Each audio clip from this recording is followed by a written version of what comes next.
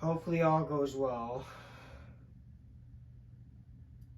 This is nervous because I'm indoors, but I got this box, this giant box right here. So it shouldn't damage anything, but you know, it's always a risk. So let's turn the volume down a little bit, then we'll progress from there.